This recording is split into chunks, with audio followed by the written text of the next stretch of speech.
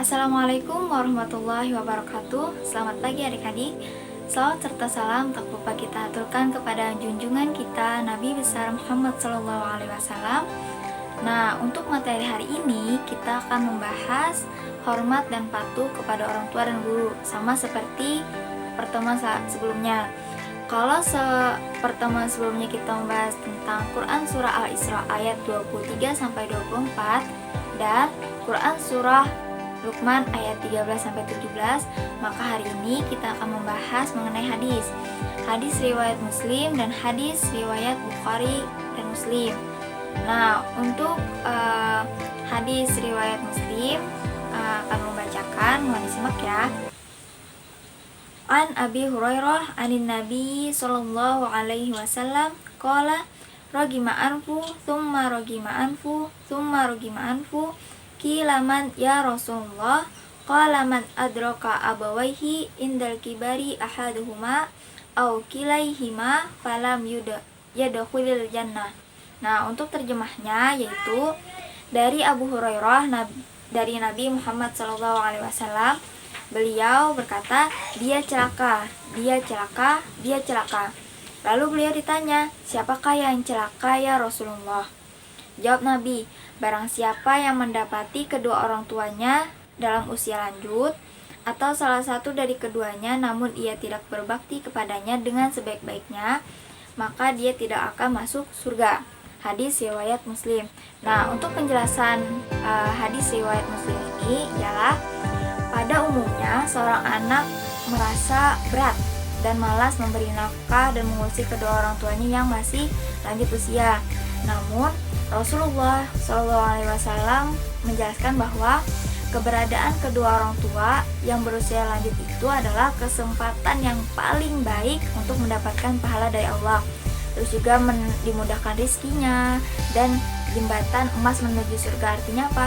Jembatan tiket masuk surga.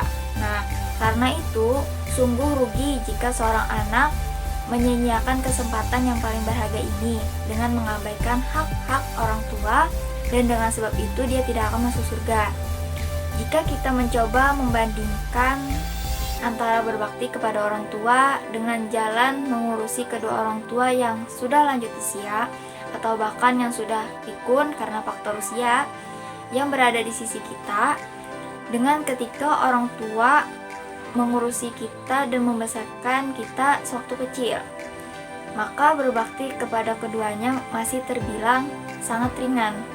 Mungkin kita mengurus beliau hanya beberapa tahun saja, tetapi jika kita melihat ke belakang, beliau sudah mengurus kita mungkin sekitar 10 tahun, dari mulai hamil, dilahirkan, sampai disekolahkan.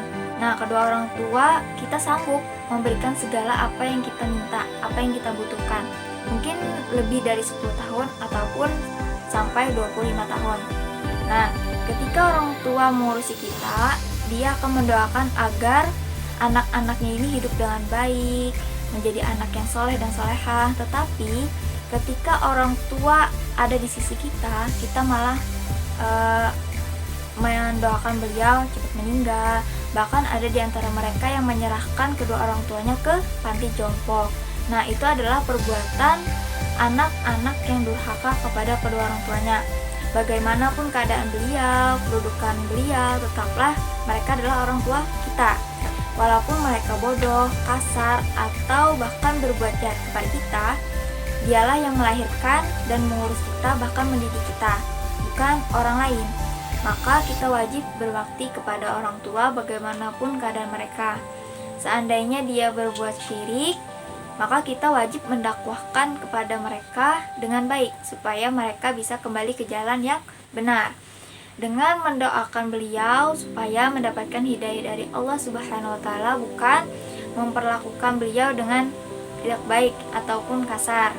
Nah, itu adalah penjelasan dari hadis riwayat Muslim. Nah, untuk hadis yang kedua, yaitu hadis riwayat Bukhari Muslim, akan membacakan, silakan disimak. An Abdillah bin Amrin qala jaa rajulun ilan nabi sallallahu alaihi wasallam yasta'dzinuhu fil jihad Faqala ahayyu walidaka? Qala na'am. Qala fafihima fajahid. Nah, artinya aku dengar Abdullah bin Amr radhiyallahu an berkata, seorang laki-laki datang kepada Nabi Shallallahu alaihi wasallam lalu meminta izin untuk ikut berjihad. Berjihad di sini yaitu ikut berperang.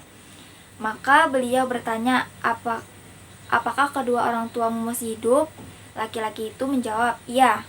Maka beliau berkata, kepada keduanya lah kamu berjihad. Hadis riwayat Bukhari Muslim. Nah, untuk penjelasan hadis ini, yaitu riwayat hadis di atas menegaskan bahwa betapa pentingnya berjihad kepada kedua orang tua. Berjihad kepada kedua orang tua di sini bermakna berbakti dan mengabdikan diri kepada mereka. Dengan kata lain, agar seorang anak itu bisa memelihara kedua orang tuanya, apalagi orang tua di sini itu dalam berusia lanjut, ya sudah tua. Nah, dalam riwayat di atas, jihad kepada kedua orang tua ini sama dengan jihad berperang waktu di zaman Nabi. Berperang di sini yaitu menghadapi orang-orang kafir harbi. Sebagaimana kita tahu bahwa jika seseorang itu mati syahid dalam berperang, maka balasannya adalah surga. Tapi ketika orang yang berjihad ini masih hidup setelah pertempuran melawan orang-orang kafir harbi tadi, maka dia diberikan pahala yang sangat besar. Namun berbakti kepada kedua orang ini nilainya pahalanya lebih besar, bahkan bisa menyamai pahala bertempur di jalan Allah, yaitu yang berjihad tadi. Bahkan Nabi SAW memilihkan seseorang itu untuk berbakti kepada kedua orang tua daripada berada di medan pertempuran.